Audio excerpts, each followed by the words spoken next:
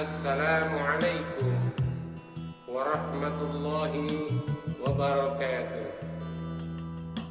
Innal hamdalillah nahmaduhu wa nasta'inuhu wa nastaghfiruh wa na'udzu billahi min shururi anfusina wa min sayyiati a'malina. May yahdihillahu fala mudilla lahu wa may yudlil fala hadiya lahu. Asyhadu an la ilaha illallah wa asyhadu anna Muhammadan abduhu wa rasuluh. Allahumma shalli ala Muhammad wa ala alihi wa ashabihi ajma'in. Amma ba'd. Fa ya ayyuhal hadirun, usikum wa nafsi bi taqwallah. Ittaqullaha haqqa tuqatih wa la tamutunna illa wa antum muslimun. Al-ayat. Saudara-saudara sekalian yang berbahagia, pada pertemuan kali ini materi sejarah peradaban Islam 2, alhamdulillah kita bisa berjumpa kembali dalam pertemuan ini yang saya akan menyampaikan materi yang berkaitan dengan fase-fase perkembangan dinasti Abbasiyah. Namun sebelumnya marilah kita tetap senantiasa bersyukur kepada Allah Subhanahu wa taala bahwa atas rahmat dan hidayahnya kita tetap menjadi memeluk Islam dan kita tetap dalam keistiqomahan dan nikmat iman tetap diberikan kepada kita semua. Baiklah saudara-saudara sekalian yang berbahagia, untuk pertemuan kali ini saudara semuanya bisa mengikuti melalui video ini karena perkuliahan yang masih mensyaratkan untuk kita tetap melakukan secara daring atau perkuliahan melalui daring dalam jaringan. Kalaupun kita tidak bisa bertemu secara langsung, tetapi melalui video ini mudah-mudahan ada manfaatnya. Baiklah, langsung saja saudara-saudara semuanya. Nanti kalau mau melaksanakan absen bisa komen di kolom komentar. Kita lanjutkan fase-fase dinasti Abbasiyah. Sebagaimana pertemuan yang lalu sudah saya sampaikan tentang latar belakang sendirinya dinasti Abbasiyah. Nah, sekarang kita akan masuk kepada fase-fase dinasti Abbasiyah. Selama dinasti Abbasiyah berkuasa, sesungguhnya telah melewati beberapa fase atau periodisasi, di mana periodisasi kekhalifan itu sangat dipengaruhi oleh pola pemerintahan yang diterapkan. Hal itu sesuai dengan perubahan politik, sosial, dan budaya. Berdasarkan perubahan pola pemerintahan dan pola politik yang terjadi pada 37 orang khalifah yang berkuasa pada masa dinasti Abbasiyah, para sejarawan membagi masa pemerintahan dinasti Abbasiyah menjadi 4 periode. Jadi dibagi menjadi 4 periode atau 4 fase. Fase yang pertama dimulai dari tahun 750 sampai dengan 861 Masehi. Jadi 750 maka dinasti Umayyah digantikan dinasti Abbasiyah. Periode pertama ini disebut dengan periode pengaruh dari Persia. Masa ini diawali sejak Abu Abbas As-Saffah menjadi khalifah, yakni pada tahun 750 Masehi atau 132 Hijriah, hingga meninggalnya Khalifah Al-Mutawakkil pada tahun 861 Masehi atau 247 Hijriah.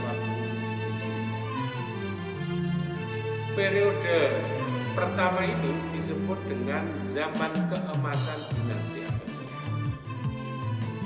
Ya, jadi pada periode pertama ini perkembangan Islam sangat mengagumkan. Perkembangan peradaban Islam sangat mengagumkan. Termasuk juga perkembangan ilmu-ilmu agama, ilmu-ilmu umum, sastra dan sebagainya. Pada periode ini, para khalifah di samping dikenal dekat dengan ulama dan bahkan turut berfatwa atau berijtihad, juga sebagai pemimpin dalam seluruh penaklukan dan perluasan kekuasaan wilayah Islam. Sehingga wilayah kekuasaan dinasti Abbasiyah pada masa ini dapat dikatakan membentang dari Laut Atlantik hingga Sungai Indus, dan dari Laut Kaspia hingga Sungai Nil. Kemudian pada fase kedua atau periode sebelum periode kedua ya, jadi perkembangan Islam cukup luar biasa ini, sampai membentang dari Laut Atlantik hingga Sungai Indus, dan dari Laut Kaspia hingga Sungai Nil. Ada wilayah yang tidak berada di bawah kontrol kekuasaan dinasti Abbasiyah, yaitu mana? Andalusia atau Spanyol, yang dalam perkembangan berikutnya nanti akan berdiri dinasti Umayyah II di Andalusia, Spanyol. Jadi ini ada yang tidak begitu diperhatikan dari kekuasaan dinasti Abbasiyah pada masa itu, yaitu Andalusia. Sejak 5 tahun berdirinya kekhalifahan Abbasiyah, Abdurrahman, salah seorang keluarga Umayyah yang berhasil melarikan diri ke Cordoba atau Spanyol, mendirikan sebuah kerajaan yang tidak berada di bawah kekuasaan dinasti Abbasiyah, yaitu pada tahun 756 Masehi atau 138 Hijriah. Dalam sejarah Islam, dinasti yang didirikan oleh Abdurrahman inilah yang kemudian disebut dengan dinasti Umayyah II di Andalusia, dengan pendirinya adalah Abdurrahman, yang Abdurrahman ini bergelar Ad-Dakhil, maka biasa disebut dengan Abdurrahman. Saudara-saudara sekalian yang berbahagia, untuk selanjutnya periode kedua atau fase kedua dimulai sejak tahun 861 Masehi sampai dengan 946 Masehi, atau kalau tahun Hijriahnya 247 sampai 334 Hijriah. Periode kedua ini disebut dengan periode pengaruh Turki. Periode ini diawali dengan meninggalnya Khalifah Al-Wasik dan berakhir ketika keluarga Buwaihi, saya ulangi ya, periode kedua ini disebut dengan periode pengaruh dari Turki, diawali sejak meninggalnya Khalifah Al-Wasik dan berakhir ketika keluarga Buwaihi bangkit memerintah, yakni pada tahun 847 sampai dengan 932 Masehi. Sepeninggal Al-Wasik, Al-Mutawakkil naik tahta menjadi khalifah. Jadi Al-Wasik meninggal, Al-Mutawakkil pada tahun 861 Masehi. Masa ini ditandai dengan bangkitnya pengaruh Turki. Orang-orang Turki memegang jabatan penting di pemerintahan. Namun setelah Al-Mutawakkil meninggal dunia, para jenderal yang berasal dari Turki atau amir dari Turki berhasil mengontrol pemerintahan. Ada 4 khalifah yang bisa dikatakan kurang efektif dan bahkan dianggap sebagai simbol saja, di mana pengaruh Turki ini sudah mendominasi. Keempat khalifah yang notabene adalah Al-Muntasir, Al-Musta'in, Al-Muqtas, dan Al-Muqtadi. Pada masa ini kekuasaan dan pengaruh para gubernur dan pimpinan militer di daerah tidak bisa diawasi oleh para khalifah. Akibatnya kekuasaan otonom para gubernur. Ya, gubernur mempunyai kekuasaan daerah bagian sebenarnya, tetapi karena lepas kontrol dari pusat, maka akan berakibat kekuasaan otonom para gubernur daerah menjadi berkembang. Hal inilah yang menjadi tantangan dan ancaman bagi pemerintah pusat di dinasti Abbasiyah. Secara umum, apa yang terjadi di daerah terkait erat dengan apa yang terjadi di pusat. Lemahnya pemerintah pusat pada dinasti Abbasiyah menyebabkan otonomi yang lebih besar di daerah. Selain itu juga kekacauan yang muncul di pemerintah pusat. Perombakan kabinet oleh khalifah, kemudian penyalahgunaan wewenang oleh pejabat dinasti Abbasiyah, dan konflik di antara berbagai sekte dan mazhab menyebabkan perubahan arah kebijakan politik. Hal itu ditambah lagi dengan munculnya klaim beberapa orang yang menyatakan diri sebagai penguasa, sebagai khalifah. Klaim tersebut kebanyakan mengatasnamakan keturunan Ali bin Abi. Masa kekuasaan pada periode ini disebut dengan masa disintegrasi.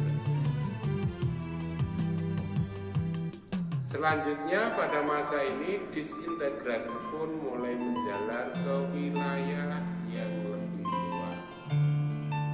Sebagai akibat, banyaknya daerah yang memisahkan diri dari kekhalifahan dinasti Abbasiyah dan menjadi dinasti yang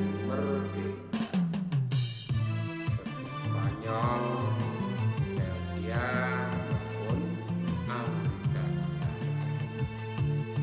Saudara-saudara sekalian, bahwa pada masa terjadinya disintegrasi ini menyebabkan pertama, lemahnya para khalifah dan dominasi kalangan militer terhadap pusat kekuasaan, sehingga muncul negeri-negeri kecil akibat banyaknya pemimpin yang memisahkan diri dari pusat kekuasaan dan pengakuan khalifah terhadap kekuasaan mereka. Kemudian yang kedua, munculnya peradaban Islam masa lalu pada masa ini dalam bentuk ilmu pengetahuan, pembangunan, kemewahan, budaya. Yang ketiga, munculnya gerakan yang menamakan diri kelompok Bani Hashim dan keturunan Ali bin Abi Thalib, serta serangan pasukan Khalid ke wilayah kaum Muslimin. Jadi pada masa disintegrasi. Kemudian periode yang ketiga atau fase yang ketiga dimulai dari bangkitnya Bani Buwayhi hingga munculnya Bani Seljuk.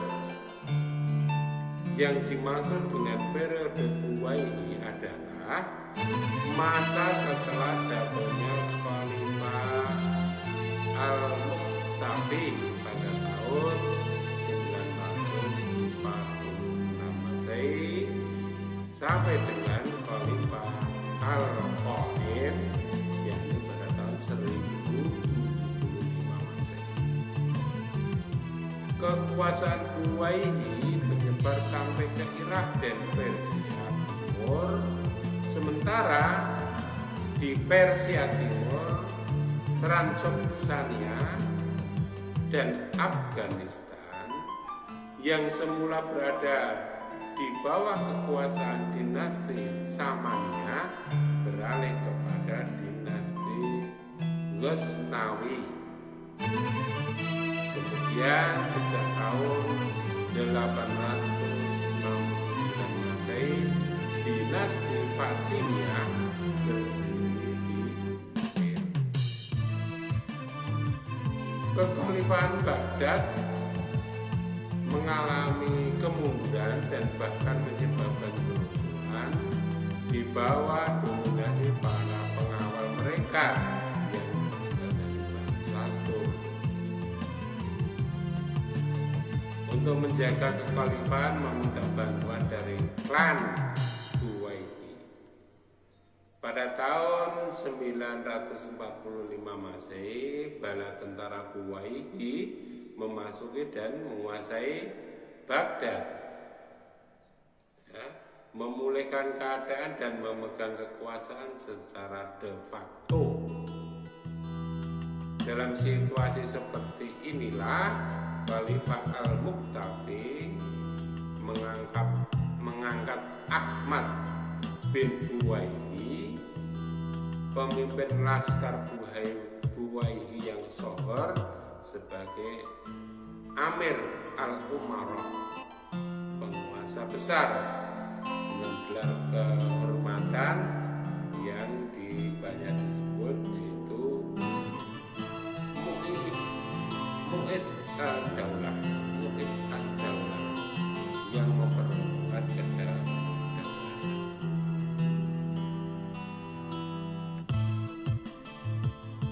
Tetapi hal itu sesungguhnya justru yang terjadi adalah tidak menyelamatkan khalifah, karena tidak lama kemudian Ahmad Buwayhi menurunkan khalifah dari takhta dan mengangkat Al-Muti pada tahun 951 sampai dengan 974 Masehi sebagai khalifah baru. Semenjak kekuasaan de facto berada di tangan beliau, khalifah dapat dikatakan berada di bawah bayang-bayang kekuasaan dinasti Buwayhi. Orang-orang Buwayhi yang menganut paham Syiah terkesan kurang menghormati Khalifah Abbasiyah yang beraliran Sunni. Selama lebih kurang 1 abad, yakni 1055 Masehi, Irak diperintah seakan-akan Shiraz di provinsi ini merupakan ibu kota Buwayhi. Kita lanjutkan fase keempat. Periode ini disebut dengan periode Seljuk. Yang dimaksud Seljuk adalah nama keluarga penguasa suku-suku Oghuz di Turki. Mereka berasal dari daerah pegunungan dan stepa Turkistan. Sedang suku Seljuk adalah keturunan Seljuk bin Yaka, seorang pemimpin konfederasi suku-suku Turki yang mengabdi kepada salah seorang Khan di Turkistan. Pada periode keempat ini diawali ketika suku Seljuk mengambil alih pemerintahan dan mengontrol kekhalifahan Abbasiyah, yakni pada tahun 1055 Masehi. Khalifah hanya memiliki wewenang dalam bidang keagamaan. Masa Seljuk berakhir pada tahun 1258 Masehi, yaitu ketika tentara Mongol menyerang serta menaklukkan Baghdad dan hampir seluruh dunia Islam, terutama di bagian timur. Bala tentara Mongol menghancurkan Baghdad, dan bangsa Mongol ini adalah orang-orang yang berasal dari Asia Tengah. Negeri mereka adalah Mongolia, sebuah kawasan terjauh di Cina. Mereka terdiri dari kumpulan besar di antara kabilah yang beraneka ragam yang kemudian disatukan oleh Genghis Khan sebagai langkah awal untuk meruntuhkan Baghdad dari kekuasaan Islam. Maka orang-orang Mongol mulai menguasai negeri-negeri Asia Tengah, Khorasan dan Persia. Jadi runtuhnya Baghdad oleh bangsa Mongol dipimpin oleh Hulagu Khan terjadi pada tahun 1258 Masehi. Akhirnya Khalifah Al-Mu'tasim kemudian tunduk kepada pasukan Mongol, sehingga Baghdad tak mampu lagi dikuasai.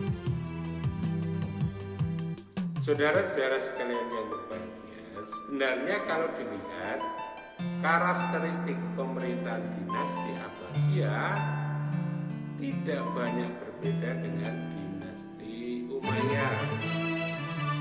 Kekuasaan dinasti Umayyah lebih bersifat Arab sentris, sedangkan kalau kekuasaan dinasti Abbasiyah mendistribusikan kekuasaan secara lebih luas, tidak terbatas pada kalangan orang-orang Arab saja, tetapi juga mengikut sertakan Muslim non-Arab lainnya, terutama orang-orang Persia dan orang-orang Turki.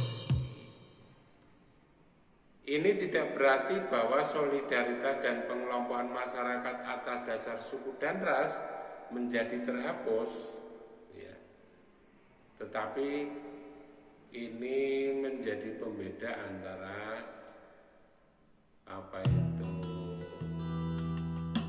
dinasti Umayyah dan dinasti Abbasiyah.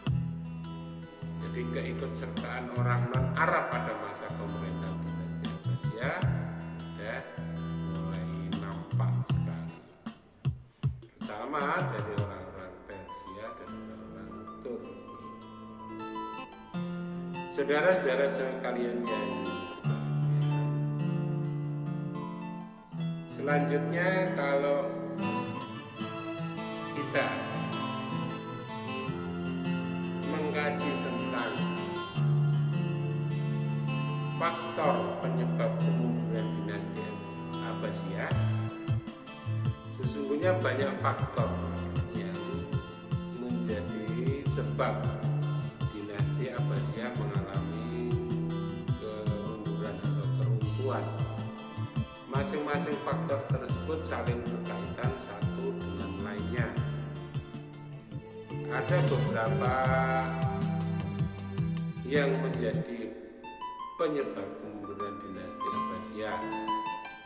Di antaranya adalah satu, persaingan antar bangsa, fanatisme kesukuan, konflik keagamaan, disintegrasi, kemerosotan